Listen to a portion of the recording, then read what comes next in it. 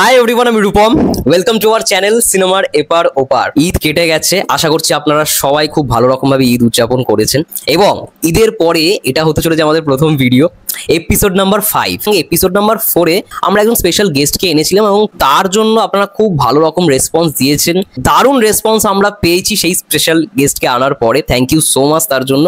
এবং episode number 5 অর্থাৎ এই পডকাস্টটাতেও আমরা পেয়ে গেছি আরো একজন স্পেশাল গেস্ট, সেটা হচ্ছে জাহিদ ভাইয়া। এতদিন তাকে আপনারা সিনেব্রোতে দেখেছেন, এবার তাকে জাহিদ ব্রোতে দেখছেন। তো thank you so much Zahid ভাইয়া for giving us your valuable time. Thank you so much. Zahid ভাইয়াকে পেয়েছি, তো আজকে ভালো রকম ভাবে আমরা আলোচনা করব এবং অবশ্যই থ্যাংক ইউ যাবে রিফাত ভাইয়াকে। রিফাত ভাইয়া সমস্ত কিছু ভালো রকম ভাবে এগুলো ম্যানেজ করেছে। তো কেমন আছো জাহিদ ভাইয়া, বলো? এই তো আলহামদুলিল্লাহ, তোমার এই যে খুব স্পাইসি ইন্ট্রো শুনে আরো ভালো হয়ে গেছি। আমার মুডটা একটু এভারেজ ছিল, তো এখন আরো অনেক বেশি ভালো। ধন্যবাদ। এটাও খুব ভালো পারে জন্য ইন্ট্রো দেওয়া। হ্যাঁ, ইন্ট্রোতে কলকাতার দাদারা খুব ভালো পারে। আমি জিনিসটা খেয়াল করছি, তারা এই কাজটা খুব ভালো করতে পারে। ইন্ট্রো কমপ্লিমেন্ট, এটা তারা নেক্সট লেভেলে নিয়ে গেছে। তারপর রিফাতের কি অবস্থা? প্রত্যেকটা ভিডিওতে আমি ওকে দিয়েই বলি যে তুমি শুরুটা করো ভালো। হ্যাঁ। তো জাহিদ, তোমার সাথে রিফাত ভাইয়া, জাহিদ ভাইয়া, তোমাদের কি খবর এবার একটু বলো। রিফাত ভাইয়া, আমাদের মানে ঈদের পরে এটা হতে চলেছে ফার্স্ট পডকাস্ট ভিডিও। অনেকদিন গ্যাপ হয়ে গেছে, আমরা চেষ্টা করছি বারবার টাইম ম্যানেজমেন্ট করার।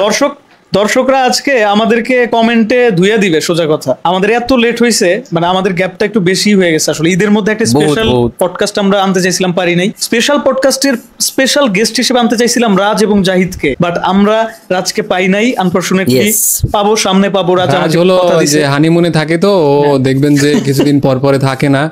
সো আপনারা যারা এই বিষয়টা নিয়ে খুব কনফিউশনে থাকেন, আমি ব্যাপারটা আজকে ক্লিয়ার করে দেই যে বছরে 3বার বা 4বার ও হানিমুনে থাকে, মানে একটা লম্বা সময় ব্যাপী। তো আপনারা কনফিউজ হয়ে যাবেন আমাদের ভিডিও যদি দেখে মারা গেল নাকি আবার হারাই গেল। তো এরকম কনফিউশনে থাকার কোনো দরকার নেই। আমি ব্যাপারটা স্পষ্ট বলে দিলাম যে হানিমুনে থাকে। সো চিল, যে 1 মাস না থাকলেও পরে আবার ব্যাক করব। প্ল্যানই ছিল রাজ ভাইয়া এবং জাহিদ ভাইয়াকে একসঙ্গেই আনার, বাট কোনো রকম ভাবে টাইম নিয়ে হতে পারি। আসবো অবশ্যই, খুব শীঘ্রই নেক্সট টাইম আমরা। আমিও বিষয়টা আসলে খেয়াল করছি অনেক সময় যে রাজ মাঝে মাঝে হারায়া যায়। আসল কাহিনী তাহলে এটা। হ্যাঁ, আসল কাহিনী এটা। আর একটা ব্যাপার হলো যে আপনাদের যখন একটা বড়সড় সেলিব্রেশন হবে 50K বা 100K, তখন আমরা আসবো, মজা হবে। আমার তো হয়ে গেছে, আমার তো আর মনে হয় যে আর 10 জন না কয়জন বাকি আছে, দেখলাম। যাবো ওখানে, যাবো, সমস্যা কি? ওইখানে একটা স্পেশাল এপিসোড করলাম আমরা সবাই একসাথে, সেটা আমার জন্য অনেক বড় কিছু হবে। যাই হোক, সেটা হোক বা না হোক সেটা বড় কথা না। এই যে আমরা এখানে আসছি, আমরা বড় মাপের কেউ না, সো এত হ্যাঁ না। ওকে, না জাহিদ ভাইয়া বড় মাপের কেউ না, এটা আমি বিশ্বাস করি না। কারণ জাহিদ ব্রো শুরু হয়েছে কিছু মাস আগে, মানে যেই রকম ভাবে রেসপন্স, ভালোবাসা দেখিয়েছে অডিয়েন্স, তো অবশ্যই এটা তো জাহিদ ভালোবাসা দেখতে পাইছি না। না, আমি তো রেগুলার ভিডিও বানাই না, আমি খুব কম ভিডিও বানাই, একদম স্পেসিফিক ধরে সপ্তাহে 2টা-3টা। সো আমি কাউরে ধরবো না, কারোর সাথে আমার কম্পিটিশন নাই। এটাই দর্শক পছন্দ করে, কম ভিডিও, খুব ভালো উপস্থাপনা, যেরকম ভাবে জাহিদ ভাই কথা বলে, খুব ভালো প্রেজেন্টেশন। তোমারে কেউ না করছে যে কম ভিডিও দিতে? তোমারে কেউ বলছে যে ভালো ভিডিও না দিতে? তুমি দাও। সেটাই আবার কম ভিডিও করো, তখন আবার চ্যানেল, মানে ইউটিউবের যেরকম অ্যালগরিদম এখন সেট হয়ে গেছে, তখন আবার মানে তোমার চ্যানেলের অভ্যাস হয়ে গেছে বেশি ভিডিও দিতে কনজিউম করতে। দর্শকেরও একটা অভ্যাস হয়ে গেছে বেশি দেয়াই ভালো। তো জাহিদের কাছে আসি আমরা। এই যে নতুন করে তুমি একটা জার্নি আবার শুরু করলা, যে আরেকটা কথা বলি, এখানেই বলি, সবার কনফিউশন ক্লিয়ার করে দিই। আমি জাহিদকে অনেকবার বলছি যে আমাকে তুমি কইরা বলবা ভাই, আমরাই তো। জাহিদ বলে না, এটা দর্শক আপনাদের কাছে বিচার দিলাম, কেন বলে না? আজকে এটার উত্তর দিবে সে। ব্যাপার হচ্ছে যে আমার একটু আনিজি লাগে সত্যি বলতে, যে হুট করে কারোর সাথে পরিচয় হওয়ার পরই একদম মানে আপনি থেকে তুমিতে চলে যাওয়া। না, আমরা সেম, আমার একটু সময় লাগে। আর আমি হয়তোবা বাট আমি ট্রাই করবো পুরো পডকাস্টে তুমি বলার। এটা আমি খুব খুশি হব। আমরা সিনেমার আলাপে যাই। হ্যাঁ ওকে, সমস্যা নেই, আমরা সিনেমার আলাপে যাই। ওকে। তো সিনেমার আলাপ করতে গেলে শুরুতে যদি বলি যে বাংলা সিনেমার প্রতি দর্শক যেভাবে বর্তমানে আসলে দারুণ একটা দর্শকের অবদান আমরা দেখতে পাচ্ছি, যে হচ্ছে একটা সিনেমা পাইরেসি হওয়ার পরেও কতটা আগ্রহ নিয়ে সিনেমা হলে দর্শক যাচ্ছে, যেটা আসলে কল্পনাতীত ছিল কিছুদিন আগেও। সো এর পেছনে কারণটা কি হইতে পারে, এবং সিনেমা সম্পর্কে জাহিদের কাছে জানতে চাই যে আসলে তোমার কাছে কি মনে হয়, সিনেমার ভবিষ্যৎ কি দেখতেছো? বাংলাদেশের সিনেমার ভবিষ্যৎ তো বেশ ভালো। আর একটা ব্যাপার হলো যে প্রত্যেকটা মানে ব্যাপারে বা প্রত্যেকটা আর্ট সেকশনে একটা কোড থাকে। আমার মনে হয় যে বাংলাদেশের এই কোডটা আমরা ক্র্যাক করতে পারছি। আমাদের অনেক ইমপ্রুভ করা বাকি আছে, অনেক কিছু করা বাকি আছে, বাট স্টিল আমরা ভালো করতেছি, আরো ভালো করব এই আর কি। আর হ্যাঁ, এই তো এখন তো ইন্ডাস্ট্রি যেভাবে বুম করতেছে, প্রত্যেকটা ডিরেক্টর প্রডিউসার যেভাবে তারা কনফিডেন্ট, মানে এখন তাদের ক্রাফটের প্রতি মানে মানুষ এত ভালোবাসা দিচ্ছে, বক্স অফিস থেকে প্রত্যেকটা সিনেমা যেভাবে বের হয়ে যাচ্ছে, তো আমার মনে হয় নেক্সট কয়েক বছরে আমরা মানে বড় বড় বাজেটের অসংখ্য সিনেমা পাবো। আর একটা ব্যাপার যে ফ্যামিলি ড্রামা কিন্তু বাংলাদেশে খুব বেশি হয় না, বাট উৎসব কিন্তু সেখান থেকে ফাটাই দিতেছে। তো উৎসবের পরে কিন্তু অনেক ডিরেক্টর ট্রাই করবে, অ্যাটেম্প্ট নিবে, ভালো হোক খারাপ হোক, বাট ট্রাই করবে। সো হ্যাঁ, আমরা ভালো একটা ট্র্যাকে আছি, দেখা যাক কত দূর যাওয়া যায়। উৎসবের আমি যেটুখানি দেখলাম, গান থেকে শুরু করে টিজার, একটা মাল্টি স্টার ব্যাপার রয়েছে যেটা পুরোপুরি পিওর একটা মাল্টিপ্লেক্স অডিয়েন্সকে ভালো রকম ক্যাপচার করতে পারবে। রাইট, কিন্তু সেটাই হয়েছে, ভালো করে দেখো মানে উৎসব প্রথম থেকে কিন্তু ভালো কালেকশন দিয়েছে। মাল্টিপ্লেক্সে যখন ডে 16 ডে 15 এলো তখন কিন্তু উৎসবই টপে চলছে।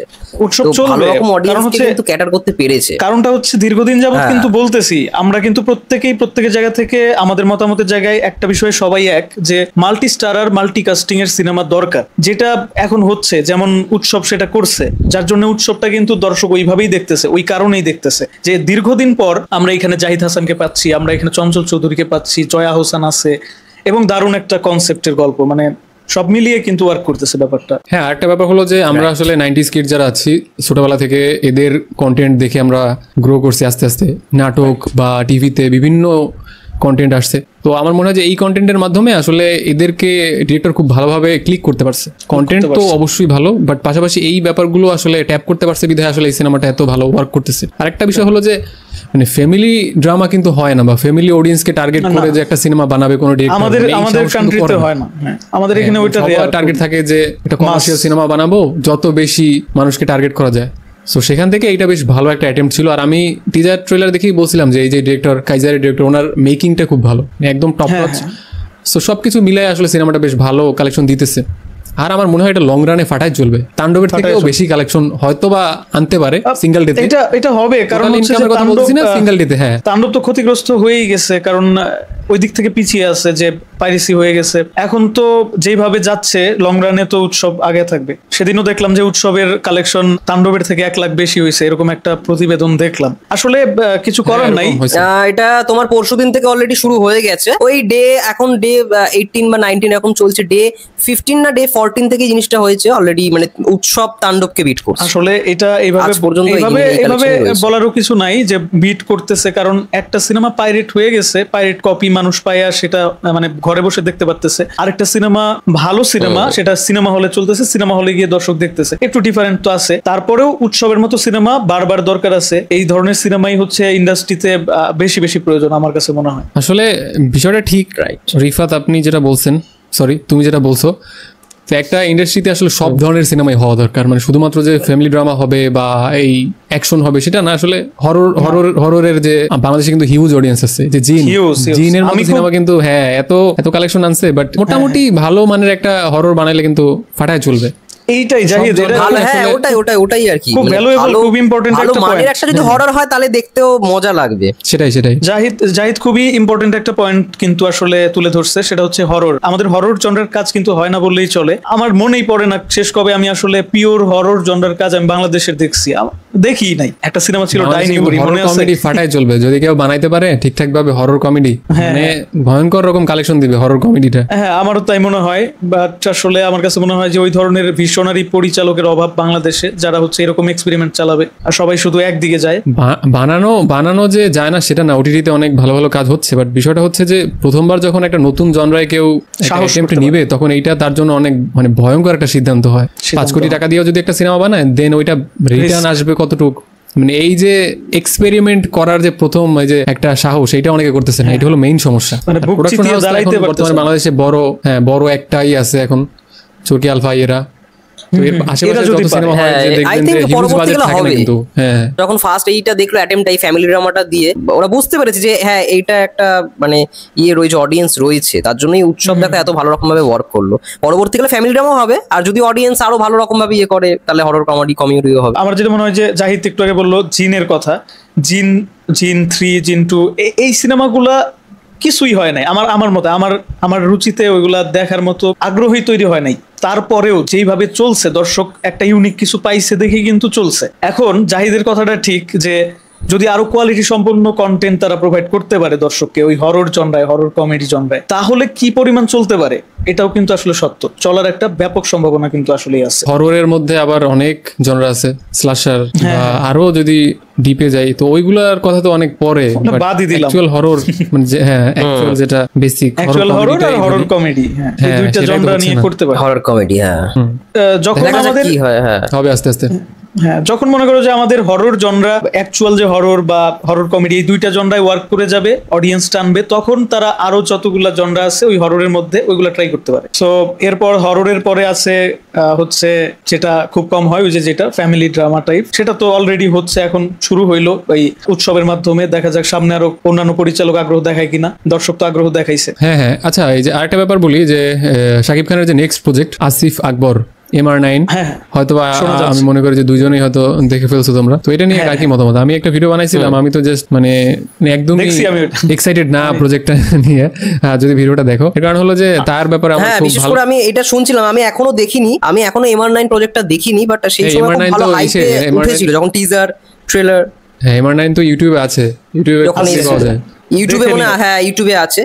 আমি ভেবেছিলাম হয়তো খুব ভালো হয়েছে, বাট আমি রিসেন্টলি এই জিনিসটা, এই যে যখন এই খবরটা রটলো যে এই সাকিব ভাইয়ের সঙ্গে নাকি এরকম একটা সিনেমা হওয়ার কথা রয়েছে, তিনি ট্রাই করছেন, তখনই শুনলাম যে MR9 অনেকের পছন্দ হয়নি। এবার MR9 এছাড়া আরো অনেকগুলো তিনি প্রজেক্ট করেছেন হলিউডের সঙ্গে, সেগুলো নাকি খুব একটা ভালো রকম ভাবে তিনি দাঁড় করাতে পারেন। দেখো এবার তো স্বাভাবিক প্রশ্ন তো উঠবেই না। আমিও কিন্তু এই ব্যাপারে কিছু কথা বলছি, আমিও একদমই এক্সাইটেড না এই মানে এই প্রজেক্ট নিয়ে। কারণ আছে, কারণটা হচ্ছে অনেকেই অনেক ভুল বুঝতে পারে, ভাবতে পারে যে আসলে ভালো কিছু, এরা কেন এগুলো বলতেছে, ভালো কিছু সাপোর্ট করছো না, নির্ভর তুমি সাচ্চা সাকিবিয়ান নয়, তুমি সাপোর্ট করছো না নাম। আমি সবসময় আমার মতো করেই কথা বলি, আমি শাকিব খানকে পছন্দ করি বলে যে হচ্ছে সবসময় সব ব্যাপারেই আমি হচ্ছে ইয়া করবো, এটা তো না। আমার কাছে যেটা মনে হচ্ছে আমি সেটাই তো প্রকাশ করবো। এটাই তো বুঝতে চায় না, এটাই তো বুঝতে চায় না অনেকে। আমার কথা হচ্ছে কি যে একজন ডিরেক্টরের উপরে সবকিছু নির্ভর করে। একজন শাকিব খানকে দীর্ঘদিন যাবত একজন কি বানায় রাখছিল এক একজন ডিরেক্টর, সেটা তো আমরা ইতিপূর্বে দেখছি, তাই না? এখন একজন MR9 এর পরিচালক, একজন হলিউডের পরিচালক হুট করে শাকিব খানকে নিয়ে কাজ করতেছে, এখানে তো একটা দেখার বিষয় আছে যে হচ্ছে তার আগের কাজগুলো কেমন গেছে। এমন তো না যে মেহেদী হাসান হৃদয়ের মতো সে সদ্য আসছে, আগে নাটক বানাইতো, এখন তাকে একটা সুযোগ দেওয়া দরকার। তার তো অ্যাভেলেবল প্রজেক্ট আছে যেগুলা থেকে আমরা দেখতে পারি যে আসলে কেমন করছে, তার একটা রেকর্ড তো আছে, সে রেকর্ডটা মোটেই ভালো না। সো এমনও না যে সে বাজেট পায় নাই, ভালো করতে পারে নাই, যথেষ্ট বাজেট পাইছে, ভালো ভালো গল্প পাইছে। MR9 ওইটার দুর্দান্ত গল্প, কাজী আনোয়ারের লেখা, সে পারে নাই, তাহলে কেন শাকিব খানকে? আচ্ছা MR9 তোমরা যেহেতু দেখেছো, আমি জিজ্ঞেস করতে চাই যে মানে কি কি পয়েন্ট মনে হয়েছে ইমপ্রুভ করা দরকার, বা কেন তোমাদের ভালো লাগেনি, এটা যদি একটু ছোট করে তোমরা দুজনকেই কোশ্চেনটা আমি করব। জাহিদ বলুক, আমি বলবো না। MR9 এর আমার কোনো কিছুই ভালো লাগে না। MR9 নিয়ে আমি আসলে কিছু বলতে চাই না, আমি একটা বড়সড় ভিডিও বানাইছিলাম সিনেব্রোসে, এখনো আছে। তো ইন শর্ট বলি ভাই, ফ্রিতে ইউটিউবে এখন মনে হয় পাওয়া যায়, জাজ মাল্টিমিডিয়ার যে চ্যানেলে, তুমি ভাই গিয়া দেখে নিও, তোমার ফিরতে মন চাইবে। হ্যাঁ, আরেকটা জিনিস কি, আমাদের বাংলাদেশে হোক বা কলকাতায় হোক, একটা সিনেমা সাকসেসফুল হইতে হইলে প্রথমেই যেটা দরকার রুটেড কানেকশন। ভাই এই সিনেমা দেখে আমার মনেই হয় না যে ভাই এটা মানে বাংলাদেশের কোনো গল্প বলতেছে, হোক আমেরিকায় শুট করা, এই জায়গায় শুট করা, বাট রুটেড একটা কানেকশন দরকার। এইটাই তো নাই, সিনেমার তো প্রাণটাই এখান থেকে আসবে। MR9 এর যে মাসুদ রানা ক্যারেক্টার, ওই ক্যারেক্টারটাতে মানে ক্যারেক্টারটারে তো ফুটাইই তুলে নাই, মানে ওরে তো বোবা বানায় রাখছে পুরো সিনেমা জুড়ে। তারপরে আরো যে জিনিসটা হচ্ছে যে বিভিন্ন হলিউড অ্যাকশন সিনেমার কপি পেস্ট, এই যে জেমস বন্ডের, তারপর মিশন ইম্পসিবল এর এই পার্টিতে যাইতেছে, সেটাই মানে কেন যাইতেছে ভাই তুমি জানো না ভাই, তোমার ভালো লাগছে তুমি পার্টিতে চলে গেলাম। আমার কাছে কি মনে হয়েছে যে হচ্ছে ওই যে ভাইস সিটি গেমস দেখতাম না, ওইখানে যে ক্যারেক্টার গুলা যেরকম কিছু কিছু হচ্ছে বট ক্যারেক্টার আছে, বট ক্যারেক্টার, ওই বট ক্যারেক্টার গুলার মতন করতেছে MR9 এর প্রত্যেকটা ক্যারেক্টার। এই হচ্ছে অবস্থা। এই জন্য মানে এই পরিচালকরে দিয়ে আমার মানে ওইরকম কোনো আশা ভরসা নাই। তারপরেও এখন যদি প্রজেক্ট আসে সেটা পরে দেখা যাবে কি হয় না হয়। পরে ভালো হইলে পরে তো আবার দর্শকরা আমাদেরকে আক্রমণ শুরু করবে।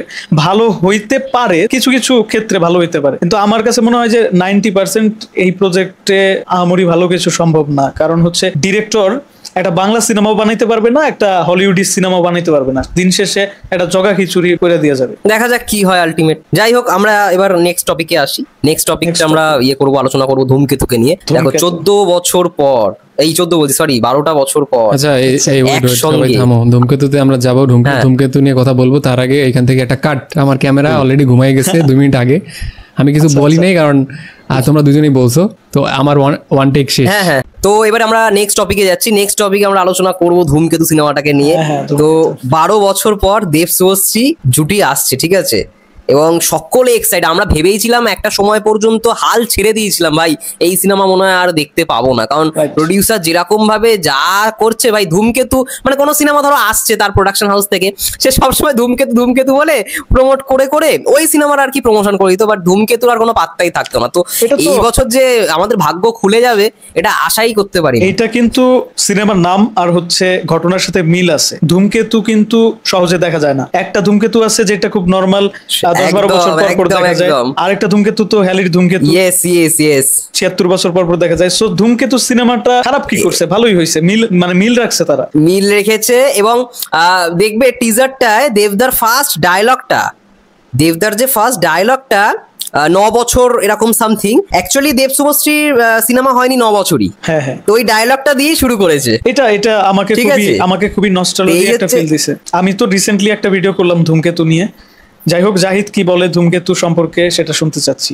ধূমকেতু নিয়ে আমি আসলে বেশি কিছু বলবো না, বাট আমার একটা জিনিস ভালো লাগছে এটার টিজারের ক্ষেত্রে, সেটা হলো যে আমি বাংলা সিনেমার ক্ষেত্রে যখন একটা সিনেমা পোস্টপোন হয় বা দেখা গেল যে ধরো যে 3 বছর আগের একটা সিনেমা এই বছর আসতেছে, তো আমি প্রথমে যে ব্যাপারটা নিয়ে কথা বলি যে ভাই রিলেভেন্ট থাকে না গল্পটার, মানে ইন্ডাস্ট্রি বা আশেপাশের কন্টেন্ট, আশেপাশের কন্টেন্ট এত বেশি আসে, সো দর্শকের টেস্ট বা লুক অ্যান্ড ফিল মানে কোনো না কোনো একটা গ্যাপ থাকে। বাট ধূমকেতু দেখে আমার মনে হয়েছে না ভাই, মানে এই জিনিসটা আসলে যদি 9 বছর আগেরও সিনেমা হয়, স্টিল 10 বছর না 20 বছর আগের সিনেমা হোক, আমার কোনো সমস্যা নেই, এইটা এখনো রিলেভেন্ট হবে। এই সিনেমা এখানে একটা মিস্টেক হয়ে গেছে, আমার মিস্টেক হয়ে গেছে। 9 বছর, মানে সিনেমাটা 9 বছর মানে 2016 আর কি হয়েছিল, এখন 2025 চলছে, 9 বছর পর আসছে। আর দেব শুভশ্রী জুটিটা আরো একটু বেশি, মানে অত অ্যাকুরেটলি বলতে হবে না, ওটা কোনো ব্যাপার না। আমার কথা, আমি সেটাই বলছি, 20 বছর আগের হোক কোনো সমস্যা নাই, বাট এইটার ক্ষেত্রে আমার মনে হয়েছে ভাই মানে এটা একদম গতকালকের একটা গল্প। আর দেব শুভশ্রী নিয়ে তো সবার একটা ইমোশনাল ব্যাপার আছে, ছোটবেলায় আমরা এদের গান দেখে বড় হয়েছি ভাই, মানে ভয়ঙ্কর রকম একটা ফিল দেয়। মানে ওই দিনের কথা, মানে তুমি তো ভাই বাংলাদেশে ছিলা না, কি বলবো, মানে বিয়েতে যখন গান বাজে এই জুটিটাকে সবাই পছন্দ করে। ধরো যেটা বলছিলাম যে বিয়েতে যখন গান বাজে বাংলাদেশে, তখন ওই সময়টাতে ছোটবেলার কথা বলতেছি, তখন দেবজিতের বাইরে ভাই কোনো গান বাজতো না, মানে কোনো গানই বাজতো না ভাই। বিয়ের গান মানে কলকাতার গান। মানে জাহিদ আমার কাছে মনে হয় যে রূপম বা কলকাতার যারা আমাদের ভিডিও দেখে, ইভেন রূপম ছাড়াও কলকাতার যে সমস্ত রিভিউয়াররা আছে, তারা যে কিভাবে আমরা জানি না, আসলে কিন্তু কলকাতার সিনেমা আমরা প্রচুর দেখছি। সিনেমা হলে যা দেখি নাই, বাট সিনেমা হল ঘরের ভিতরেই ছিল, মানে এত বেশি দেখা হয়েছে। আমার মনে হয় অনেক কলকাতার দর্শকও এত দেখে নাই, ঠিক আছে? সেটা আগের বারও বলেছিল রিফাত ভাইয়া যে দেবজিৎ নিয়ে কোচিং এও আলোচনা হতো। কোচিং এ একটা মেয়েদের ফ্যান ফলোয়ার ছিল দেবদার, আর আমার ছিল মানে এটা আমাদেরও সেম জিনিস। আমার তো মনে হয় আমি বাংলাদেশি সিনেমা যা দেখছি তার থেকে কলকাতার সিনেমা বেশি দেখছি, কারণ হলো যে আমি বাংলা সিনেমা অ্যাকচুয়ালি সত্যি বলতে দেখা শুরু করছি রিভিউ করার পরে। মানে জিনিসটা হয়তো অনেকের কাছে বড় লাগবে যে কি ব্যাপার ভাই রিভিউ করতেছেন, বাংলা সিনেমা আমি দেখতাম না, মানে রিভিউ করার আগে দেখতাম না, রিভিউ করার পরে আমি হয়তো বিভিন্ন সিনেমা এক্সপ্লোর করি, একটা দায়িত্ববোধ থেকে হোক বা হয় না যে এখন যেহেতু রিভিউ করতেছি, এখন ডে বাই ডে ইমপ্রুভ করতেছে, সেই অনুযায়ী দেখা হয়, সেই অনুযায়ী দেখা হয়। এর আগে আমি আসলে দেখতাম না বাংলাদেশি সিনেমা, কলকাতা দেখতাম। এখনো আমার মনে হয় যে আমি কলকাতার সিনেমা অনেক বেশি দেখছি বাংলাদেশি সিনেমার থেকে। আমারও ওই রকম কি, আমার হচ্ছে ছোটবেলা থেকে বাংলা সিনেমা দেখা হইতো, ওই যে যেটা বলছি যে বিটিভির সময় থেকে বাংলা সিনেমা দেখা হইতো, কিন্তু একটা সময় পরে গিয়ে বিশেষ করে ওই যে যেটা বললাম যে 12 থেকে 2014-15 পর্যন্ত, ওই শিকারি সিনেমার আগ পর্যন্ত, শাকিব খানের শিকারি আসার আগ পর্যন্ত সময় পর্যন্ত কলকাতার বাংলা সিনেমা এত পরিমাণে আমি দেখছি, ইভেন আমার বিশ্বাস যে প্রত্যেকটা দর্শক আমার সাথে একমত হবে যে সবারই একই অবস্থা। ওই সময়টা পর্যন্ত কলকাতার সিনেমা রমরমা ব্যবসা করছে বাংলাদেশে। বিষয়টা হচ্ছে কি যে রিফাত, একটা কাটপিস যুগ ছিল তো বাংলাদেশি সিনেমার, তো তখন তো আমরা আসলে বাংলাদেশি সিনেমা দেখিনি, তখন জাস্ট দেখিনি। আমাদের দেশের সিনেমা একটু খারাপ অবস্থা ছিল। খারাপ অবস্থা না ভাই, মানে সত্যি বলতে কোনো দোষ নাই, ভয়ঙ্কর অবস্থা। কাটপিস মানে ভাই সফট পর্ন, ঠিক আছে, এটা বলতে লজ্জা নাই। একের পর এক এগুলো হইতেছে, এবং যারা, যদিও জিনিসটা বলা ঠিক কিনা আমি জানি না, একদম নিম্নমানের, তারা হলে গিয়া জাস্ট মজা পাইছে। আর যারা সিনেমা পছন্দ করে বা ভালোবাসে, যারা অ্যাকচুয়াল অডিয়েন্স, মাস অডিয়েন্স, তারা কিন্তু হলে যায় না, কারণ এত বাজে সিনেমা হয়েছে ভাই লম্বা সময়। সেই জন্য আসলে এটা হয়েছে হচ্ছে বিশেষ করে 2000 সালের পর থেকে। হ্যাঁ 2000 থেকে ধরো 2000 এর পর থেকে 2010-8 এই যে লম্বা টাইমে এরকম মাঝখানে কিছু ভালো সিনেমা হয়েছে, বাট ওই ভালো সিনেমাগুলো সিনেমা হলে যে দেখে নাই কেউ, মানে ওইভাবে সারা পায় নাই। পাইছে কিছু কিছু, মানে কিছু আচ্ছা। অপ্রত্যাশিত প্রোডাক্ট চলে আসছে যেটার জন্য হয়তো দর্শক রেডি না। রেডি না। তা না হলে কি বাংলাদেশের সিনেমা এই জায়গায় পড়ে থাকে? একটা সময় 80-র দশকে কি সিনেমা হইতো, কি দুর্দান্ত মাল্টিকাস্টিং মাল্টি স্টারার সিনেমা ছিল, আলমগীর, এটা রাজ্জাক, হ্যাঁ, এটা সবাই আমি একসাথে। শুনেওছি। হ্যাঁ, সো দর্শকরা আবার আমাদের ভুল বুঝতে পারে, অনেক বাংলা সিনেমা প্রেমীরা ভুল বুঝতে পারে, বলতে পারে যে আসলে জাহিদ আর রিফাত এটা কি বললো, বাংলাদেশের মানুষ হইয়া তারা বলতেছে যে বাংলা সিনেমা নাকি। যা বলছি একদম বাস্তবিক। 80-র দশকের কথা এখানে বলি নাই, বলছি হচ্ছে 2000 সালের পর থেকে একটা নির্দিষ্ট সময় পর্যন্ত কি অবস্থা ছিল বাংলা সিনেমার সেটা। দর্শক যদি ভুল বুঝে তারপর সেখানে তো ওটাই আর আমাদের কি, আসলে 80s এর টাইমটা মানে control নাই, রমরমিয়ে but চলেছে। ব্যাপার হচ্ছে যেটা সত্যি সেটা তো সত্যি ভাই, সেটা তো বলতে হবে। সত্যি এখানে তো আসলে লুকানোর কিছু নাই আর কি। ইভেন জাহিদ, আমি মনে করি যে প্রচুর সমালোচনা হয়েছে বিধায়ী আজকে ইমপ্রুভ হয়েছে, তাই না? হ্যাঁ, আজকে ভাই সমালোচনা তো ভাই একদম। নেগেটিভ ভাবেও মানুষ নিতে পারে, পজিটিভলিও নিতে পারে, বাট আমার মনে হয় যে যদি একটা সমালোচনার মধ্যে স্ট্রাকচার থাকে then সেইটা আসলে দোষের কিছু না। মানুষ তো, বাংলাদেশি মানুষ তো ভাই খুব সেন্সিটিভ। মানে এরা হলো কি, এরা হলো তোমার ভিডিও দেখবে, ঠিক আছে, তোমার ভিডিও থেকে ওনার যা যা দরকার উনি ইমপ্রুভ করবে। লেটস সে একটা সিনেমায় বলা হলো যে অ্যাকশন ভালো ছিল না, এই ডিরেক্টরের পরের সিনেমায় অ্যাকশনের দিকে আসলে ফোকাস করা উচিত, তো এরপরে ডিরেক্টর পরের সিনেমায় ফোকাস করলো অ্যাকশন। বাট যারা এই বিষয়টা নিয়ে কথা বললো, যেই হোক, তুমি হইতে পারো, আমি হইতে পারি, যেই হইতে পারে, রাজ হইতে পারে, তো যারা কথা বললো ভাই তাদের তো ভাই কোনো টাইম নেই ভাই। মানে তোমার ইমপ্রুভের জায়গা থেকে ভাই তুমি ঠিকই ইমপ্রুভ করলা, যে ঠিক আছে দর্শক আর রিভিউয়ারের মধ্যে যে একটা ব্রিজ, ঠিক আছে, এই জিনিসটারে কাজে লাগিয়ে কিন্তু ডিরেক্টর তার সিনেমা ইমপ্রুভ করতেছে ডে বাই ডে। যে তার কাছে এই মেসেজটা পৌঁছাই দিল ভাই, তার কোনো টাইম নেই। তুমি ভাই বাসায় থাকো, দুষ্টুস খাও, দিন শেষে তাকে আর দিন শেষে তুমি মনে তো রাখে ভাই, না কেউ। হ্যাঁ, তোমার তো টাইম নেই ভাই। আবার যখন সিনেমা আসবে 2 বছর পর, তখন তোমারে মনে করো একটু মাঝে মাঝে কল টল দিলাম যে ভাই ভালো আছো, আইসো একটু চা খাবা। হ্যাঁ, তুমি ঢাকার বাইরে থাকো, তুমি তো ভাই কোনদিন আসবে না ঢাকা, আমি জানি, তো এই জন্য বললাম একদম, রিফাত আইসো ভাই, তোমার এই যে সিঙ্গাপুর জুসে নিয়ে জুস খাওয়াবো, কলকাতা থেকে ভাই তুমিও আইসো, আমি জানি তুমি আসতে পারবা না, তাই Right, বললাম। right. তো বাংলাদেশি ডিরেক্টর অবস্থা হলো এরকম, মানে সবাই ভিডিও দেখে বাট সেটাই। বলবে না ভাই, এটা বলবে না। হ্যাঁ, তবুও কিছু মানুষ বলে, বাট খুব রেয়ার কেস। এই চরম সত্যটা আজকের এই পডকাস্টে জাহিদ বলে ফেলছে।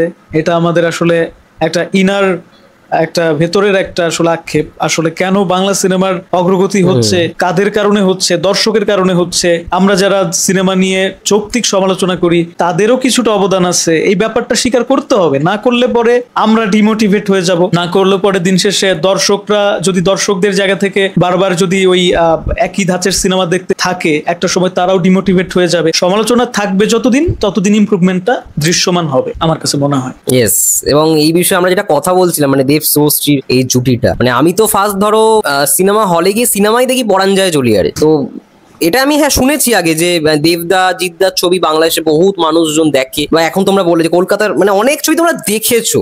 এই জুটিটা এতটাই পপুলার জুটি, ধরো এই যে মানে হয় না যে দেবদার ফ্যান্সরা ধরো এখন হয়তো এতটা মানে এতদিন ধরে হয়তো একটা রাগের মধ্যে ছিল, বাট এখন দেখবে সমস্ত কিছু সব মিলেমিশে আবার একটা জোয়ার আসতেছে। মানে অনেকে দেখবে দেব শুভশ্রী ফ্যান ক্লাব বলে অনেক ফ্যান ক্লাবও রয়েছে, জেগে উঠেছে। আগের যে একটা পুরাতন যে আবেগ সেটা আবারও জেগে উঠেছে, দেখা যাচ্ছে সোশ্যাল মিডিয়াতে। এটা হবেই নস্টালজিক ফিল সবার মধ্যে আছে। লাস্ট ছবি ছিল এই জুটির খোকা 420 লাস্ট মানে ছবি ছিল এই জুটির, মানে দীর্ঘ 12 বছর পর একসঙ্গে এটা না দেখা যাক কেমন হয়। তুমি যে বলতেছো না যে দীর্ঘ 12 বছর পর, তারপর হচ্ছে বলতেছো যে এই জুটিটা, আমার খালি ওই আগের কথা মনে পড়ে যাইতেছে। এটা বাদ দাও, অন্য টপিকে যাও। মানে আমি খুবই ইমোশনাল মানুষ, ঠিক আছে? হ্যাঁ ভাই, কান্নাকাটি শুরু করার আগে এই যে রিফাত ছেলেটা কান্নাকাটি শুরু করবে ভাই, পানি টানি দিয়ে একদম চোখ ভিজিয়ে ফেলবে ভাই। তুমি টপিক চেঞ্জ করো, আমরা নেক্সট টপিকে যাই। আরে তোমাদের লুকটা কেমন লেগেছে? লুকটা জাস্ট বলো, তারপর আমরা নেক্সট টপিকে যাচ্ছি। শুভশ্রীকে আমার কাছে খুব ভালো লেগেছে, কারণ শুভশ্রীর বর্তমান যে লুক সেটার সাথে আমার মানে ম্যাচ হচ্ছে না। শুভশ্রীর বর্তমান লুকটা আমার কাছে কেমন জানি লাগে, আগের যে লুকটা সেটা ভালো লাগছে আর কি। এই ঠিক আছে, আমরা নেক্সট টপিকে যাই। সিনেমা আগে শুট করে আমি দেবদার কথা বলছি, আমি শুভশ্রীর কথা বলছি, আমি দেবদার বয়স্ক লুকটার কথা বলছি। ভালো হইছে, ওইটা প্রস্থেটিক মেকআপ দিয়ে করছে, ভালো হইছে।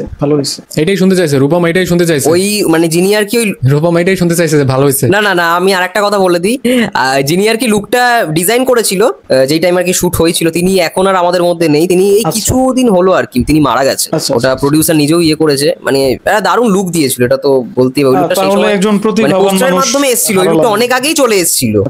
হ্যাঁ, এটা তো খুব দুঃখজনক বিষয়। মানে তখনই দিয়ে দেওয়া হয়েছিল। দেখো সিনেমায় মেকআপ বিষয়টা খুব ইম্পর্টেন্ট, একটা ক্যারেক্টারকে ফুটিয়ে তুলেই হচ্ছে মেকআপ ম্যান।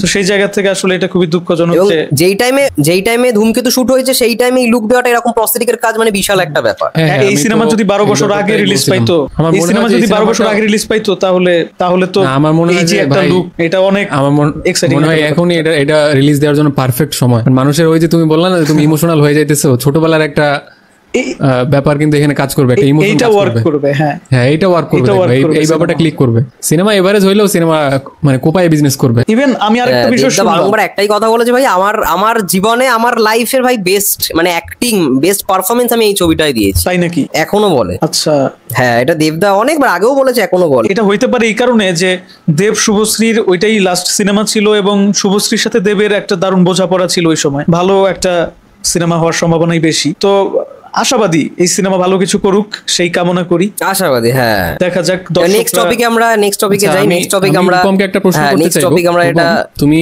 একটা জিনিস বলো যে হ্যাঁ তোমাদের কলকাতায় তো একটা কমিউনিটি আছে, তো তাদের মধ্যে আন্ডারস্ট্যান্ডিং কেমন? মানে তোমাদের মধ্যে কি এরকম কোনো ব্যাপার হয় যে একটা প্রিমিয়ারে গেলা, তো সিনিয়র একজন রিভিউয়ার বললো যে ভাই রূপম গেলে আমি ওই প্রিমিয়ারে যাব না, মানে এরকম কোনো হায় হায়। মানে ক্লাশ কি তোমাদের মধ্যে চলে, বা বলতে পারো যে এরকম কোনো কোল্ড ওয়্যার কি তোমাদের মধ্যে চলে? না, এটা প্রথমত না। আর দ্বিতীয়ত যেটা হয়তো অনেকে জানেই না ভাই কে যাচ্ছে, কে ইনভাইট পাচ্ছে। আচ্ছা, আচ্ছা। ধরো আজকে একজন ইনভাইট পেলো একটা প্রিমিয়ার শোতে, সে যদি তার যদি কেউ ক্লোজ কোনো ইউটিউবার হয়, সে হয়তো তাকে জিজ্ঞেস করবে যে তুমি কি এটা ইনভাইট পেয়েছো। যদি বলে হ্যাঁ, তাহলে তো অবশ্যই বলবে যে খুব ভালো হলো, তাহলে দেখা হবে।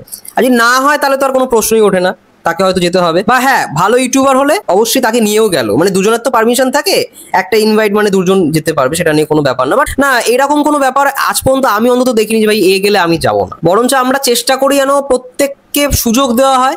এবং আমিও এটা মনে করি যারা যারা পিআর করে, পিআর টিম, তাদেরকে আমি বরঞ্চ বলি যে আমাদের সময়, আমাদের পরেও যারা ইউটিউব শুরু করেছে তাদেরকেও সুযোগ দেওয়া হোক, তাদেরকেও ইনভাইট করা হোক। তারাও তো বাংলা সিনেমা নিয়ে আলটিমেট কথা বলছে না, তারাও তো ভিডিও বানাচ্ছে। এটাই তো রেফারটা করাটা প্রয়োজন আমার কোথাও গিয়ে মনে হয়, যেটা আমরা এখন করি এবং আমাদের আগে যারা যারা আছে তারাও করে, বলবো না, অরিত্রদা, রূপমদা, সাগরনীদা, তারাও অনেক রেফার করেছে অনেক পিয়ারদের। আমিও এটা খেয়াল করছি, তোমাদের কমিউনিটি যথেষ্ট মোটামুটি একটা কানেক্টেড, মানে সবাই সবার সাথে খুব আন্তরিক। হ্যাঁ হ্যাঁ, বলতে পারো কানেক্টেড। এবং আমরা জিজ্ঞেস করিনি, মানে যখন একটা প্রিমিয়ার ধরো কারোর কাছে আসে, আমরা একে অপরের সঙ্গে কথা বলি যে তোমাদের কি এটা গেছে, তোমাদের ইয়ে করছো, তাহলে তোমাদের সঙ্গে দেখা হবে, খুব ভালো হবে। এবং একটা টাইম পর্যন্ত হ্যাঁ, যেহেতু এখন একটু হয়তো পরিচিত পিয়ারদের সঙ্গে হয়েছে, বাট এই যে পরিচিতটা হয়েছে সেটা অবশ্যই বড় যারা সিনিয়র আছে তাদের জন্য।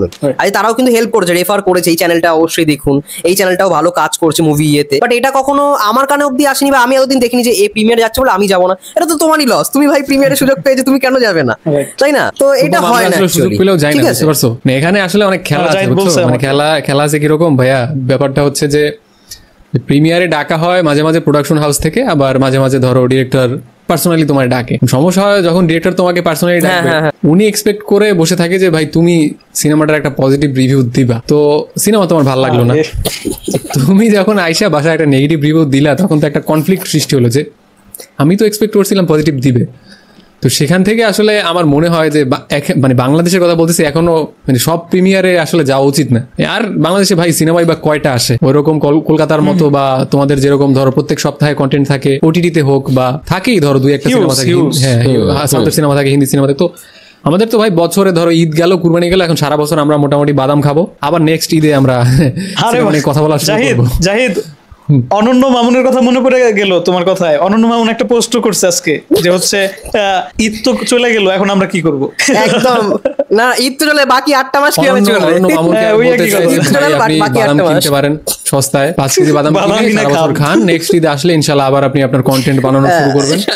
মামুন ভাই দেখলাম যে অনন্য মামুন কিন্তু আবার দরদ নিয়ে আসছিল ঈদ ছাড়াই, আইসা একটা মানে বিশাল বড় খুব হম্বিতম্বি করে আসছে, বাট আইসা দেখা গেল দপাস করে পড়ে গেল। মাল্টিপ্লেক্স থেকে ফার্স্ট ডে যে কালেকশন দিয়েছে সেটা ব্রেক করে দিয়েছে, মানে বুর্জ খলিফা থেকে দপাস করে পড়ে গেছে। তুমি দৌড় দিছো মনে করো 1 মাইল, জাম্প করছো 2 হাত, ঠিক আছে? বিষয়টা হচ্ছে এরকম, তোমার যাওয়ার কথা ছিল 16 ফিট, বাট তুমি গেলা মাত্র 2 ফিট। তুমি যে 1 মাইল দৌড়ে আসলা হুদাই। আচ্ছা এত সিনেমা যে এত কালেকশন করছে, প্রডিউসারের মুখে কি আদৌ হাসি ফুটবে? হাসি তো ফুটবে ভাই, হাসি ফুটবে। এখানে আসলে অনেক ঘাপলা আছে। এই টিকিটিংটা যদি হয় তাহলে জিনিসটা অনেক স্মুথ হয়, বাট এই যে লাস্ট কয়েকটা সিনেমায় প্রপার কালেকশনটা জিনিসটা আসলে পরিষ্কার থাকে না, বুঝছো? মানে হলের যে মালিক পক্ষ থাকে সিঙ্গেল স্ক্রিনে, ওরা কি করে, ওদের ছেলেপেলে থাকে, ওদের কাছ দিয়ে ধরো 50 টাকার টিকিট 100 টাকা 200 টাকা ইভেন 400-500 টাকাও বিক্রি করে। সেইখানে একটা ধোঁয়াশা ব্যাপার থাকে। বাট লাস্ট কয়েকটা সিনেমা আমার মনে হয় না যে আসলে মানে ওইরকম ক্ষতি হয়েছে বা প্রযোজক একদম না অত ক্ষতি হয় নাই, মানে ক্ষতি হয় নাই বললেই চলে। ভালো এটা একটা ভালো, ওরা ওটিটি থেকে তো একটা ভালো একটা টাকা পায়, সো হয়ে যায় আর কি। এখন তো ভালো হচ্ছে, ভালো না হইলে তো বড় বড় বাজেট বারবার তারা ইয়া করতো না, মানে রিপিট করতো না প্রযোজকরা। আমার কাছে যেটা মনে হয় যে আমাদের দেশে একটা বিষয়ে এখনো হচ্ছে না, হয়ে উঠতেছে না, যেটা কলকাতাতে অনেক আগেই হয়ে গেছে, ইন্ডিয়াতে তো হয়েছেই, পুরো ইন্ডিয়াতে ওই মাল্টিপ্লেক্সের সংখ্যা পরিপূর্ণ হচ্ছে না। মানে আমাদের দেশে মাল্টিপ্লেক্স নাই, সিনেপ্লেক্স নাই, কিন্তু সিঙ্গেল স্ক্রিন গুলো আছে মোটামুটি একটা সংখ্যায়, যে প্রত্যেকটা জেলায় জেলায় কিছু কিছু জায়গায় সিঙ্গেল স্ক্রিন আছে। আমার মনে হয় যে কলকাতাতে যেরকমটা হয়েছে, যে এখন কিন্তু কলকাতায় সিঙ্গেল স্ক্রিন নাই বললেই চলে। কি রূপম আছে কি সিঙ্গেল স্ক্রিন? না না না, সিঙ্গেল স্ক্রিনের বড় তোমাদের তো তোমাদের আমি যেটা বলতে চাইতেছি যে তোমাদের তো প্রত্যেকটা সিনেমা হলে একাধিক সিনেমা চলে নাকি? হ্যাঁ, মানে ওটা তো মাল্টিপ্লেক্স। এবার ব্যাপারটা যে সিঙ্গেল স্ক্রিন, হ্যাঁ ঠিকই বলেছো তুমি, যে সিঙ্গেল স্ক্রিনের সংখ্যাটা অনেক কমে গেছে আগের থেকে, অনেকটাই কমে গেছে। আমাদের এখানে তার উল্টা, এই কারণে আমাদের সিনেমার অবস্থা খারাপ আমার কাছে মনে হয়। কারণ আমি টাঙ্গাইল জেলায় থাকি, আমি কোনোবার সবগুলা সিনেমা দেখতে পারি না, তাহলে দর্শকরা কি করবে? সেটাই, দেখার ইচ্ছা থাকলে অনেকে দেখতে পাবে না। একটা সিনেমাই আসে, শাকিব খানের সিনেমাই আসে, সিঙ্গেল স্ক্রিনে চলে, এইখানে মাল্টিপ্লেক্স নাই, তাহলে কিভাবে একটা সিনেমা দেখার জন্য ঢাকা যাব? ঢাকা এটা কি মুখের কথা? সবসময় কিন্তু সম্ভব হয় না, আর বিশেষ করে ঈদের সময় অনেক ব্যস্ততা থাকে মানুষের, বোঝাই আমার এখান থেকে যাওয়াও পসিবল হয় না। বাট ভিতরে তো ইচ্ছা আছে সিনেমা দেখার, কি করব? প্রত্যেকটা সিটিতে আসলে যদি থাকে, যেমন প্রত্যেকটা জেলায় একটা দুইটা সিনেপ্লেক্স থাকলে জিনিসটা আরো অনেক স্মুথ হয়। তো এখন সিনেমা আসতেছে, আমার মনে হবে আস্তে আস্তে হবে, মানে মানুষ যে সাহস করবে একটা সিনেমা হল দিতে। আর এখানে ধর্মীয় কিছু ইস্যু আছে, এগুলো নাই বলি অনেক সমস্যা আছে। আর সরকারেরও একটা ভালো রকম একটা ভূমিকা রাখতে হয়। দেখবা যে এই সেক্টরে সরকার কিন্তু অনেক বেশি ট্রান্সপারেন্ট না, অনেক ঝামেলা আছে, এই সেন্সর আছে, এই সেই হ্যান্ড বিভিন্ন ভ্যাট ট্যাক্স, হ্যাঁ ঝামেলা আছে। আর এই যে সেন্সরের বিষয়টা, এটাই তো ঠিক হয় নাই। এই সেন্সর সার্টিফিকেশন সিস্টেম, সেন্সর নিয়ে আমরা অনেক কথা বলছি, ওটা নিয়ে আর আমরা কি বা বলতে পারি? তো ফাটাই কথা বললাম, ওদের নিয়ে কথা বলে লজ্জা শরম নাই, বুঝতে পারছো? লজ্জা শরম নেই না, খালি নাটক করবে দুদিন পর পর একটা করে সিনেমা নিয়ে। আমাদের দাদা আছে না, দাদাবাবু মনে করো যে যার বিরুদ্ধে আন্দোলন করছে, দাদাবাবু এখন সেটাই হয়ে গেছে। এদের কথা বলে লাভ নেই, তুমি বলবা তোমার বাসা থেকে তুলে নিয়ে যাবে পরিস্থিতি। যাক, দেশের সিনেমা যেভাবে টুকুর টুকুর করে আগাইতেছে সামনে, আমার মনে হয় যে এইভাবে আগাইতে আগাইতে আবার কখন যে ওই যে বুর্জ খলিফা থেকে ধবাস করে পড়বে সেটা ঠিক নাই। ঠিক আছে, একই ধাঁচের সিনেমা আবার আসা শুরু হয়েছে, ইউনিকনেস কাজ করতেছে না এখানে। অলরেডি তো অননাউন প্রমোশন শুরু করে দিয়েছে, এটা কি লক্ষ্য করেছো? শের খান হ্যাঁ, ও তো প্রমোশন অলরেডি শুরু। অনন্য মামুন জানি না, এরা আসলে মানুষটা কিন্তু তো শাকিব খানের ভাই সিনেমাই করা উচিত না। চাপাবাজের সাথে ভাই কেউ সিনেমা করে নাকি? মানে যার কথার কাজের মিল নেই, মানুষটাকে আমি এটাই কিছুদিন আগে বলেছি যে প্রত্যেকটা না, আমার কথা হচ্ছে ভাই, তুই প্রত্যেকটা ডিরেক্টরের অনন্য থেকে শেখা উচিত ভাই, সিনেমা আগের থেকে প্রমোশন শুরু করবে। আমার কথা হচ্ছে ভাই, তুমি ছোট ভাই, তোমার বলি, তোমার যদি কিছু শিখতে হয় তুমি সেটা শিখবা চাপাবাজি। ভাই চাপাবাজির মনে করো একটা কোর্স যদি অনন্য মামুন বলে, ভাই আমি 100% ভাই আমি ভর্তি হবো, আমি জীবনে কিছু কিছু চাপাবাজি শেখার দরকার। আমি একটা জিনিসই ভাবি যে এত ভাই কমেন্টে এত গালাগালি, এত খিস্তি, এত ভাই ভুলগুলোকে ওনাকে ধরানো হয়, ওনার ভাই পরিবর্তন কেন হচ্ছে না? আমি কি দোষ করছি? আমি একটা দুষ্টু কমেন্টই করছি, মানে কোনো আমি দেখতে পাই না যে ভাই অনন্য মামুনের দুনিয়ায় কি চলে, আমি দেখতে পাই না ভাই, আমার ব্যান করে দিছে।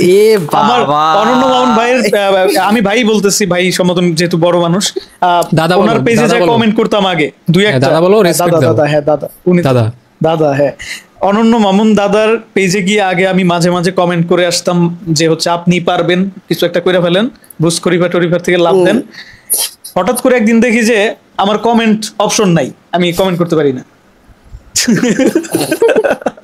মাঝে মাঝে ওটা এখনো হয়, ওটা তুমি এখন ওই তখন বলছো না, এটা আমি রিসেন্টলি কিছুদিন আগেও দেখেছি। মাঝে মাঝে আবার কিছু মানুষই কমেন্ট করতে পারে। তোমার বাক স্বাধীনতা একদম অনন্য মামুন ক্লোজ করে দিয়েছে, বুঝছো? এটা তো ইসের থেকেও ভয়ানক। 5 জুলাইয়ের আগে, 5 জুলাইয়ের আগে, আগস্টের আগে যারা ছিল তাদের থেকেও ভয়ানক ব্যাপার স্যাপার। যাগো, অত গভীরে আমরা না যাই, কালকে দেখবা যে জাহিদ ব্রো জেলের মধ্যে, তোমরা তো টেরই পাও না ভাই, আমরা নিয়ে গেলে ভাই আমার তো কেউ নাই, তোমরা কেউ জানতেই পারো না আমি কই আছি। ঠিক, মানে ঘুম টুম হয়ে গেলে সমস্যা আবার না। আমরা আসলে সিনেমা নিয়ে কথা বলি, তো এগুলা সিনেমেটিক ভাবে নিতে হবে সবারই।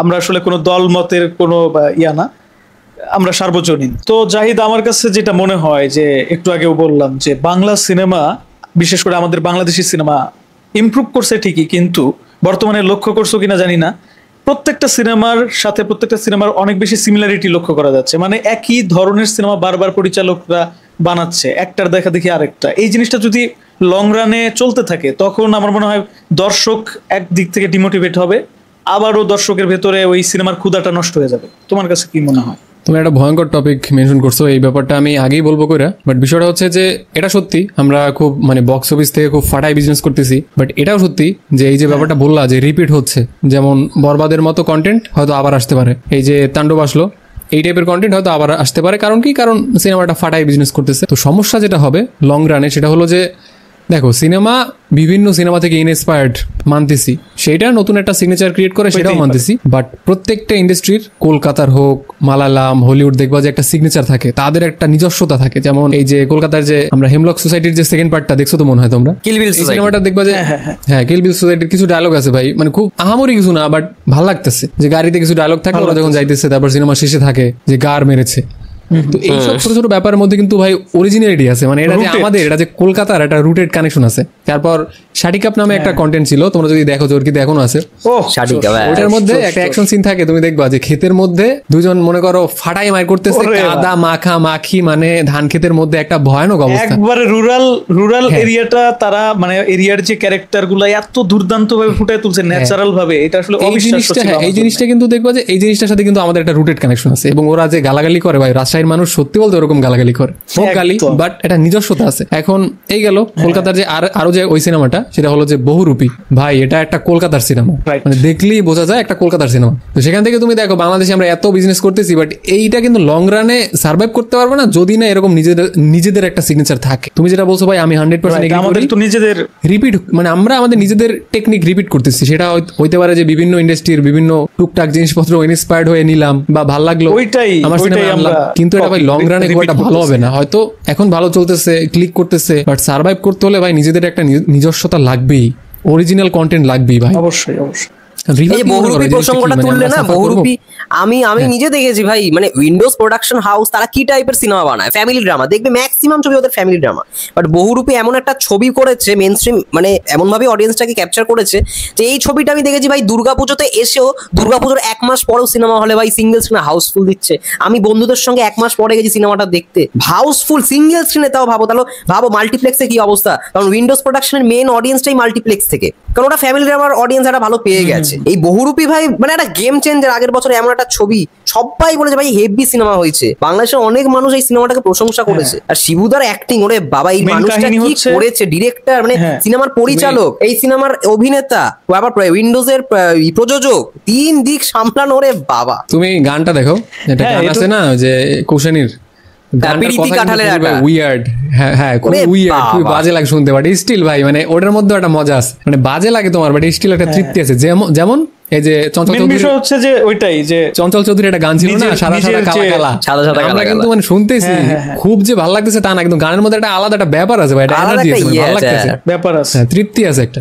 এই সব ব্যাপার বিষয়টা হচ্ছে যে রুটেড ব্যাপার সেপার গুলো গানের মাধ্যমে প্রকাশ করতেছে, সিনেমেটিক ওয়েতে প্রকাশ করতেছে, যেটা আমাদের যে আমজনতা তাদের সাথে যায় কানেক্ট করতেছে, এই ব্যাপারটাই দরকার সিনেমা। Right right. কিন্তু সেটা আমাদের যে বর্তমানে যে ট্রেন্ডটা চলতেছে যে হচ্ছে বরবাদ, হ্যাঁ বরবাদের জায়গায় বরবাদ দুর্দান্ত সিনেমা, তাতে কোনো সন্দেহ নাই, কিন্তু বরবাদের পরে যে আবার সেই আরেকটা বরবাদ টাইপ ওইটা থেকে ইন্সপায়ার হয়ে করতে হবে এইটা না। হ্যাঁ আমাদের আরেকটা সিনেমা হইতেই পারে, কিন্তু সেইখানে সিগনেচার থাকতে হবে, বাংলা সিগনেচার। রাইট রাইট, ঠিক না? এইটাই আমার পয়েন্ট ছিল মূলত। একদম। সো অন্য টপিকে অবশ্যই যাচ্ছি। আমি আজকে একটা পোস্ট দিলাম, অন্য টপিকেই কথা বলছি। এই যে তাণ্ডব সিনেমাটা হলো, একটা তো ইউনিভার্স ক্রিয়েট হলো। এবার ইউনিভার্সের মধ্যে এখন যে কমেন্টস গুলো আসছে, এটা হয়ে গেছে একটা মাল্টিভার্স, কারণ অনেক ক্যারেক্টার সুরঙ্গে অলরেডি ছিল, অনেক ক্যারেক্টার। আমি ধরে নিলাম যে শহীদুজ্জামান সেলিমের ক্যারেক্টার সুরঙ্গে হয়েছে আপেল খান, আর এইখানে হয়েছে ওই কোনো একজন এসিপি না কিরকম শুনছিলাম, ঠিক আছে? আমি তাণ্ডব এখনো দেখিনি, ওরকম একটা ক্যারেক্টার। আমি ধরে নিলাম এটাকে রাইহান রাফি যদি যমজ ভাই হিসেবেও চালিয়ে দেয় তাহলে ঠিক আছে, কিন্তু বাকি তো আরো 4টে ক্যারেক্টার দেখছি যারা সুরঙ্গে ছিল, এটা কি বলবে? এইগুলা আমি যেটা বলি যে আমি জাহিদের কাছে আসতেছি, জাস্ট ছোট করে বলি যে আমার কাছে মনে হয়েছে কি যে এগুলো অযৌক্তিক। কেউ যদি বলে, আমি আমার খুব প্রিয় একজন বড় ভাই, ওনার সাথে বরবাদের প্রিমিয়ার শোতে গিয়ে দেখা হয়েছিল, ওনার নামটা জানি কি খেয়াল আসতেছে না, ওই যে ইউটিউবার মেহেদী হাসান পিয়াল চ্যানেল আছে ওনার, অভিনয় করে মেহেদী হাসান পিয়াল ভাই, উনি সুরঙ্গত ছিল, তাণ্ডবেও ছিল। পিয়াল ভাই খুব ভালো একজন মানুষ, ওনার প্রতি সম্মান রেখেই বলতেছি। ইভেন পোস্টটা ওনার না, লেখাটা ওনার না, উনি ওটা শেয়ার করছে, নিচে আবার মেনশন করে দিয়েছে যে কার পোস্ট।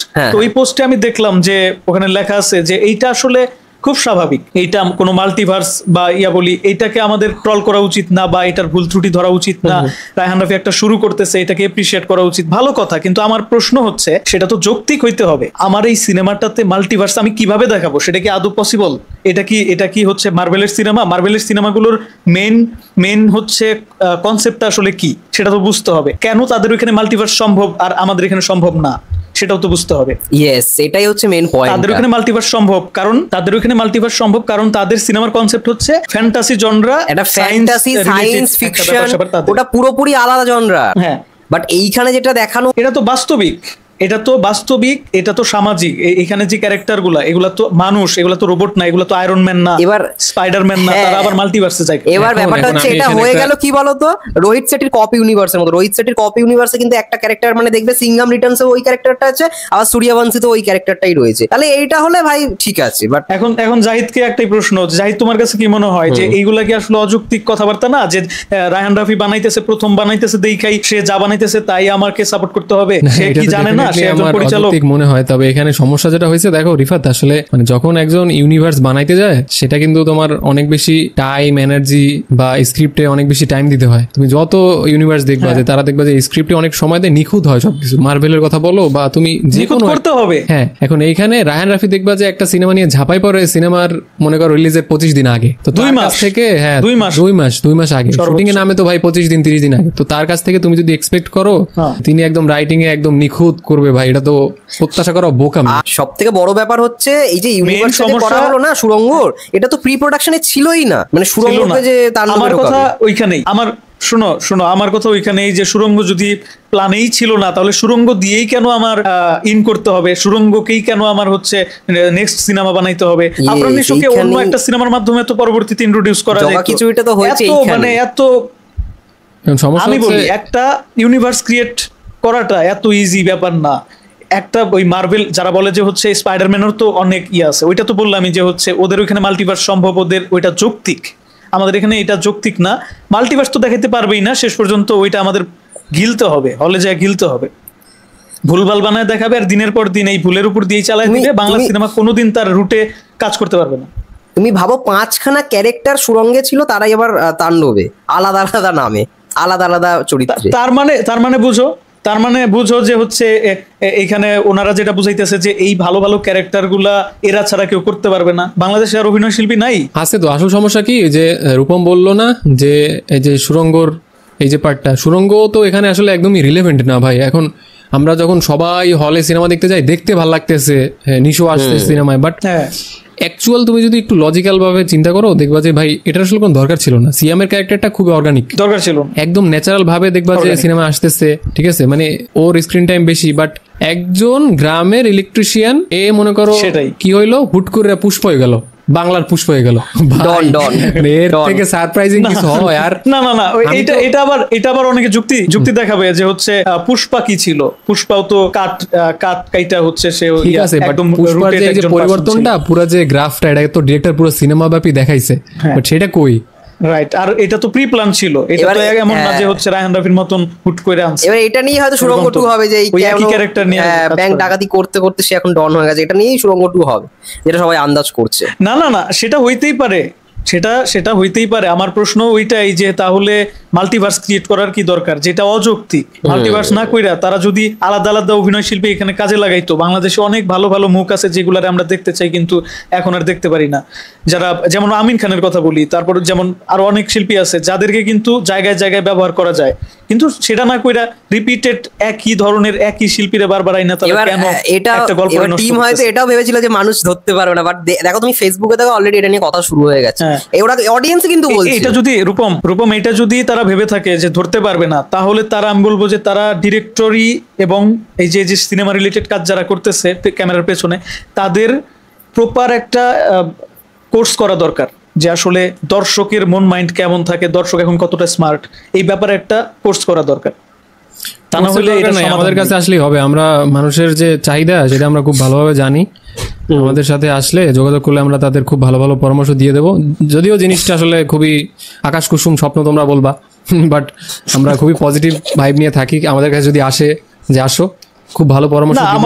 আমার কাছে মনে হয় যে অনেকে মনে করতে পারে যে ভাই তাহলে তোমরা এসে সিনেমা বানাও, আমাদেরকে বাজেট দিলে আমরা আসলেই এখন যারা সিনেমা বানাইতেছে একেবারে তাদের থেকে খারাপ বানাবো না। এখন সিনেমা বানাইতে পারবো কিনা জানি না, বাট সমালোচনা হলো একটা আলাদা জিনিস। আমরা সমালোচনা করতেছি, আমরা সমালোচনা করতেছি, এটাই আমাদের কাজ। তো একজন মনে করো যে গান নিয়ে একজন মানুষ ডাকাতিও করতে পারে, আমার যদি একজন প্রশ্ন করে ভাই তুমি করতেছো না কেন, হ্যাঁ তুমি কি করলা, মানে এটা হইলো না। একজন চুরি করতেছে, তার সমালোচনা করতে গেলে আমারও চুরি করতে হবে, এটা কিছু হইলো ভাই? এইসব লজিকে আমি আসলে বিশ্বাসী না। একটা ব্যাপার হচ্ছে যে বিশ্বাসী না। রিফাতের একটা পয়েন্ট আমার খুব ভালো লাগছে, তুমি জিনিসটা হয়তো বুঝতে পারো না, আমি তোমার ক্লিয়ার করি। বাংলাদেশে যে আমিন খান বললা, আরো পরে যে স্টারদের নাম বললা, আমার ক্যামেরা অফ হয়ে গেছে বাই দ্য ওয়ে, সমস্যা নেই, আমরা কথা কন্টিনিউ করবো, তোমরা সামনে থাকো। হ্যাঁ, যে তাদেরকে কেন সিনেমায় নেওয়া হচ্ছে না রিফাত, এটা জাস্ট মানি গেম। আজকে আমি কলকাতা থেকে যিশু সেনগুপ্তরে নিলাম, কারণ হলো যিশু সেনগুপ্তের কলকাতায় হিউজ একটা অডিয়েন্স আছে। আমি যদি তাকে আমার সিনেমায় নিতে পারি, ওই অডিয়েন্সগুলো আমি পাইতেছি। যারা সিনেমাটা দেখতো না তারাও সিনেমাটা দেখবে। কলকাতা থেকে আমি আর একজন মনে করো নায়িকা নিলাম, বা লেটসে ধরো একজন নায়কই নিলাম, তো এই যে ইন্টেনশনটা থাকে ধরো একজন ডিরেক্টরের বা টিমের, যে এর মাধ্যমে উনি আমার কি বেনিফিট দিতেছে। আমি যদি এখন এই বছরে আইসা যদি মনে করো আমিন খানরে নিয়ে একটা ফাটাফাটি কন্টেন্ট বানাই, আমি মূলত আমিন খানরে ভ্যালু দিতেছি। আমিন খান কিন্তু ভাই আমার দিতেছে না, কারণ আমিন খানের কথা অনেকে ভুলেই গেছে। উনি যে এখনো কত ফিট, তুমি তো মনে হয় যে বরবাদের যে ছিল প্রিমিয়ার হয়তো তারে দেখছো, ভাই নায়কের মতো লাগে ভাই দেখলে। এখনো আমার মানে দেখলে মনেই হয় যে উনি একজন নায়ক। আমিন খান দাঁড়াইলে ফুল বডি নায়ক, মানে ওনাকে দেখে কেউ এটা বলবে না যে ওনার অ্যাপিয়ারেন্স এখনো, উনি আসলে এখনো মনে হয় যে না একটা নায়ক আসে। তো তারে যদি আমি আমার সিনেমায় নেই, তো তারে তো ভাই আমি ভ্যালু দিতেছি, উনি তো আমার দিতেছে না, কারণ ওনার কথা তো মানুষ ভুলে গেছে। তো বিষয়টা আসলে এরকম, তুমি যত সিম্পলি দেখতেছো যে ভাই নিলে তো ভালোই হয়, আমরা মজা পাবো, দর্শক খুব এনজয় করবে, বিষয়টা এত ইজি না ভাই, তাদের হিসাবটা অন্যরকম। আদারওয়াইজ বাংলাদেশে অনেক মনে করো এমন অভিনেতা আছে। আমার কথা হচ্ছে যে হ্যাঁ বলো। আমার কথা হচ্ছে এটা যে হিসাব কিতাব এত করলে পরে এই জন্যই তো হচ্ছে না বাংলা সিনেমার কোনো উন্নতি। বারবার ওই আমি রিপিট শিল্পী আনতেছি, তাদের দিয়েই কাজ করাইতেছি, চললেও চলতেছে, না চললেও না চলুক, কিন্তু আমি তাদেরকে দিয়েই কাজ করাবো। আমিন খানের কথা বললাম তো এটা একমাত্র একজনের কথা বললাম, এরকম তো অনেকেই আছে যাদেরকে চাইলে তারা পারে ভালো কোনো সিনেমায় কাজ করতে, কিন্তু করে না। যেমন শাবনূর কিছুদিন আগে ভালো ভালো সিনেমা করার উদ্দেশ্যে বাংলাদেশে ফেরত আসছিল, বেচারিরে এমন একটা সিনেমা ধরায় দিছে, সেই সিনেমা নিয়ে আসে আবার সেই চলে গেছে। শাবনূরের আর সিনেমার দরকার নেই, মানে শাবনূরের পেট ভরছে, ভালো একটা স্ন্যাক্স দিয়ে দিচ্ছে বাস। তো এইটাই যেটা বলতেছি যে বাংলাদেশের সিনেমা যেভাবে আগাচ্ছে আর একটু স্মার্টলি আগাইতে পারে চাইলে, প্রত্যেকজন পরিচালক, প্রযোজক তথা সিনেমা সংশ্লিষ্ট প্রত্যেকেই স্ক্রিপ্টের দিকে একটু মনোযোগী হইতে হবে। আমার নিজের পার্সোনাল মতামত। আর প্রোডাকশন ভ্যালু যথেষ্ট আছে বর্তমানে, যথেষ্ট ভালো দেখতেছি, আর দর্শক তো যথেষ্ট সাপোর্ট করে। আমারও সেটাই মনে হয়, দর্শক বাংলাদেশি দর্শক অনেক ভালো, তারা আসলে মানে অল্পতেই খুশি, তাদের হিউজ কোনো এক্সপেকটেশন থাকে না পরিচালকের উপর থেকে, সো তাদের আরেকটু কেয়ারফুল হওয়া উচিত, এটাই বলবো। আর কি, এই তো আজকে অনেক আলোচনা হইলো, সত্যি অনেক বড় আমাদের পডকাস্ট। রূপম তো ফাটায়া ইন্ট্রো দিতে পারে। রূপম তুমি ই করো, তুমি যে আমার কিছু কিছু মাঝে মাঝে কাজ থাকে, আমি তো আসলে পটাইতে পারি না, তোমার আমি হায়ার করবো, বুঝতে পারছো? মাঝে মাঝে তোমার হায়ার করবো যে তুমি পটাই দিবা, কনভিন্স করে দিবা, এত সুন্দর করে ইন্ট্রো দাও, এত সুন্দর করে পটাইতে পারো, মানে পারবা, তুমি পারবা, তোমার দিয়ে হবে। লজ্জা পাইতেছো কেন ভাই? আমি তোমার কমপ্লিমেন্ট দিতেছি। আমি আবার মাঝে মাঝে না, ঠিকই আছে, ঠিকই বলছে জাহিদ। আমি মাঝে মাঝে রূপমের ভিডিওগুলো দেখি, খুব ভালো লাগে, হচ্ছে কথা বলার যে স্টাইলটা, কথা যে বলে একটা না বলতে পারে। Thank you so much, thank you so much. তো কি এবারে আউটরো দেবো? যেটা বলতেছিলাম, এবারে কি আউটরো দেবো? বলি আউটরো দিয়ে শেষ করব। হ্যাঁ, রিফাত কি আউটরো বলবে দিবা? বলো। তার আগে একটা কথা বলি, সেটা হচ্ছে যে এই যে আমরা আজকের পডকাস্টে কিন্তু অন্যান্য যতগুলো পডকাস্ট আছে সবগুলোর থেকে আলাদা হয়েছে আমার কাছে মনে হইতেছে, কারণ এই পডকাস্টে আমরা অনেক সমালোচনা করছি, বিশেষ করে আমাদের সিনেমা নিয়ে আমাদের ইন্ডাস্ট্রি পরিচালক প্রযোজকদের ভ্রান্ত কিছু ধারণা আমাদের কাছে যেটা পার্সোনালি মনে হয়েছে সেটা প্রকাশ করছি। আমাদেরও এখানে অনেক ভুল ত্রুটি আছে, আমরা বলতেছি না যে আমরা মানে 110% আমরাই সঠিক, এটা না। তারপরেও আমি মনে করি যে দর্শকের ভিউ থেকে এবং আমাদের জায়গা থেকে আমরা এটা প্রকাশ করার চেষ্টা করছি। আমরা জানি যে বাংলা সিনেমার দর্শক কত সিনেমাটাকে ভালোবাসে। দেখবেন যে এখন কমেন্ট বক্স ভরে যাবে, আমাদেরকে অনেকে গালি দিচ্ছে যে হচ্ছে ভাই তাইলে তোরাই সিনেমা বানা। সো তাদের উদ্দেশ্যে বলবো যে এই সাপোর্টটাই দরকার, আপনারা এই সাপোর্টটা দিয়ে যান। তবে আমাদেরকেও সমালোচনা করার জায়গাটা দেন, আমাদেরকেও এই সুযোগটা দেন, তাহলে দেখবেন যে সিনেমা এগিয়ে যাচ্ছে। একদম একদম খুব ভালো লাগলো আজকে আমাদের এই পডকাস্টে আলোচনা করে। জাহিদ ভাইয়ার অনেক অনেক পয়েন্টস খুব আই থিঙ্ক ক্যাচ করতে পারবে অডিয়েন্স, আমাদের অডিয়েন্স। এবং অবশ্যই তোমরা তোমাদের কমেন্টে তোমাদের মন্তব্যগুলো শেয়ার করো যে আমাদের এই পয়েন্টস গুলো তোমাদের সঙ্গে কি এগ্রি করছে না করছে। দেখো সব পয়েন্টসই যে ভালো রকম ভাবে এগ্রি হবে, তোমাদের সঙ্গে একমত হবে এমনটা কিন্তু নয়, কিন্তু আমাদের জায়গা থেকে যেগুলো মনে হয় যে এই জিনিসগুলো ভুল হচ্ছে, এই জিনিসগুলো ঠিক হচ্ছে, সেগুলো তো অবশ্যই আমরা এই পডকাস্টে শেয়ার করবো। যার জন্যই আমাদের এই চ্যানেলটা ক্রিয়েট করা, যাতে আমরা আমাদের বক্তব্যটা একদম অন্যরকম ভাবে রাখতে পারি। এবং সেরকমটাই আর কি আলোচনা হয়েছে আজকে এই পডকাস্টের মধ্যে। জাহিদ ভাইকে অসংখ্য অসংখ্য ধন্যবাদ, থ্যাংক ইউ সো মাচ। এবং জাহিদ ভাইয়া পরে কিন্তু তোমাকে আবারও চাই, এটা রিকোয়েস্ট রইলো। আমরা খুব শীঘ্রই জানবো এবং অবশ্যই আমরা এরকম একটা সেলিব্রিটি ফিল দেওয়ার জন্য ধন্যবাদ, থ্যাংক ইউ দুজনকে, খুব ধন্যবাদ। হ্যাঁ সেলিব্রিটি ফিল দিলাম, কেউ না, সেলিব্রিটি ফিল ফিরিয়ে নিলাম। পডকাস্টে আসার পর মনে হচ্ছে যে না আমি আসলে স্পেশাল কেউ। সো অ্যাগেইন আমি আসতে চাই, এই সেম ফিলিংস নিতে চাই। একদম অবশ্যই আমাদের এখানে যারাই আসবে তারাই স্পেশাল আমাদের জন্য, আমাদের দর্শকদের জন্য। তো এই তো থ্যাংক ইউ। হ্যাঁ আমার যে ছোট চ্যানেল জাহিদ ব্রো, যারা দেখছেন এই দুজনের জন্য হলেও সাবস্ক্রাইব করে দিবেন, আমার জন্য না তাদের জন্য। না জাহিদ যথেষ্ট ভালো ওয়ার্ক করতেছে, যেভাবে সে কাজ করতো হচ্ছে সিনেব্রোসে থাকাকালীন তার থেকেও এখন আরো বেশি ভালোভাবে কাজ করুক, আরো বেশি এফোর্ট দিয়ে কাজ করুক। নতুন চ্যানেল, সবাই সাপোর্ট করবেন। আশা করি সবার কাছে ভালো লাগে জাহিদের ভিডিওগুলো দেখতে। ওকে, তাহলে কিছু বলবা নাকি শেষ করবা? আমরা এটাতেই এবার শেষ করি। Thank you so much, thank you so much Zahid ভাই। আবার দেখা হচ্ছে। ওকে তাহলে টাটা ভাই, থ্যাংক ইউ। আবার দেখা হচ্ছে। ব্ল্যাক আউটে আসি বাট স্টিল টাটা, ভালো থাকো সবাই।